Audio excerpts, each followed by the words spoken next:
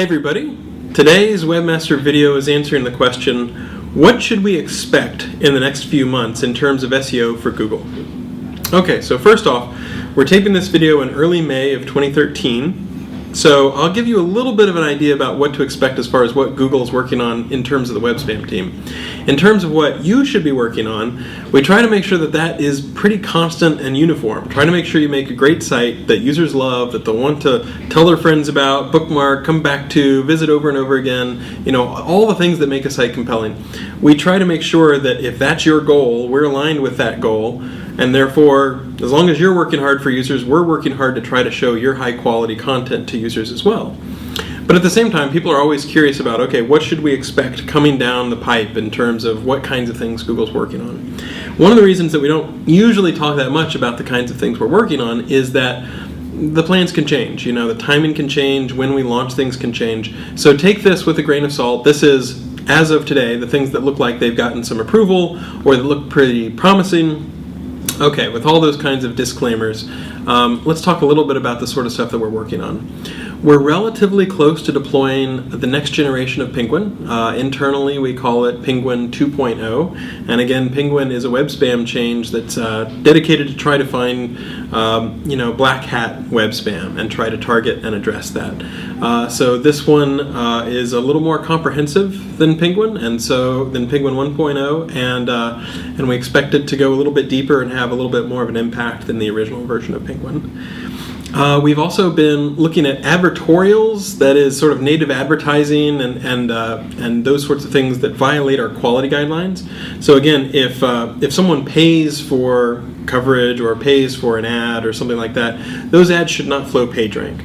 We've seen a few sites in the US and around the world that take money and then do link to websites and pass PageRank. And so we'll be looking at some efforts to sort of be a little bit stronger on our enforcement as far as advertorials that violate our quality guidelines. Now, there's nothing wrong inherently with advertorials or native advertising, but they should not flow PageRank, and there should be clear and conspicuous disclosure so that users realize that something is paid, not organic or editorial. It's kind of interesting. We get a lot of great feedback from outside of Google. So for example, there were some people complaining about, searches like payday loans on google.co.uk.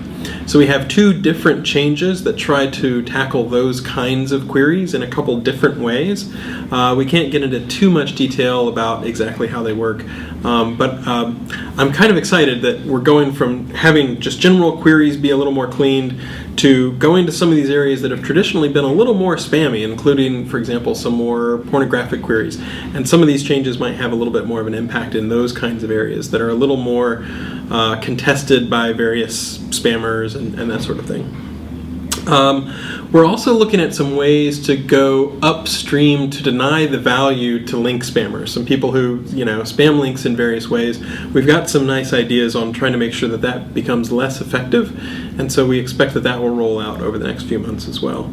And in fact, we're working on a completely different system that does more sophisticated link analysis. We're still in the early days for that, but it's pretty exciting. We've got some data now that we're ready to start munging and see how good it looks, and so we'll see how whether that bears fruit or not.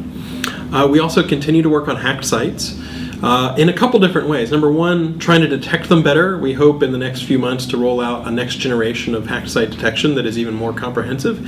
And also trying to communicate better to webmasters, because sometimes we see confusion between hacked sites and sites that serve up malware. And ideally, you'd have a one-stop shop where once someone realizes that they've been hacked, they can go to Webmaster Tools and have some single spot where they could go and get a lot more info to sort of point them in the right way to helpfully clean up those hacked sites.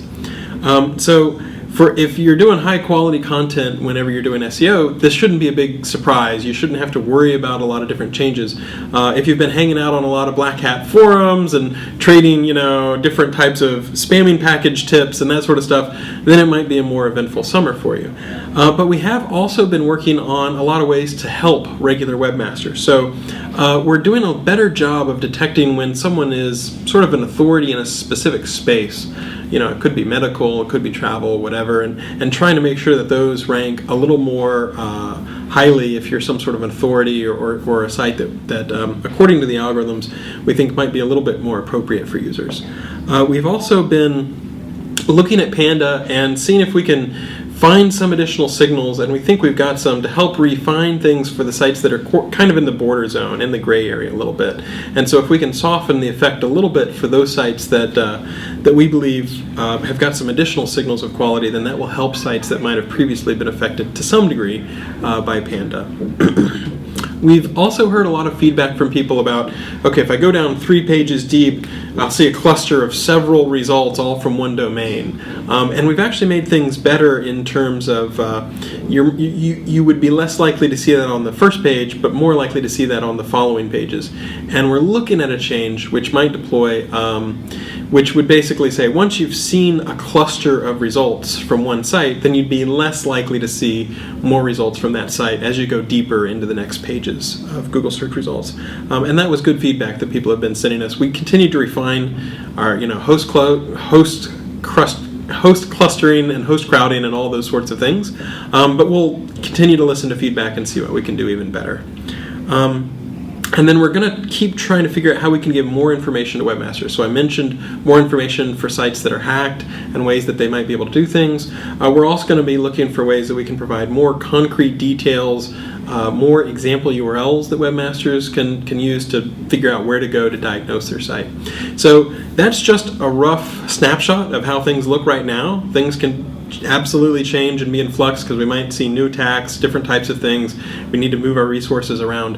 But that's a little bit about what to expect over the next few months in the summer of 2013. I think it's going to be a lot of fun. I'm really excited about a lot of these changes because we do see really good improvements in terms of people who are link spamming or doing various black hat spam would be less likely to show up, I think, by the end of the summer. And at the same time, we've got a lot of nice changes queued up that hopefully will help small, medium businesses and regular webmasters as well. So that's just a very quick idea about what to expect in terms of SEO for the next few months as far as Google.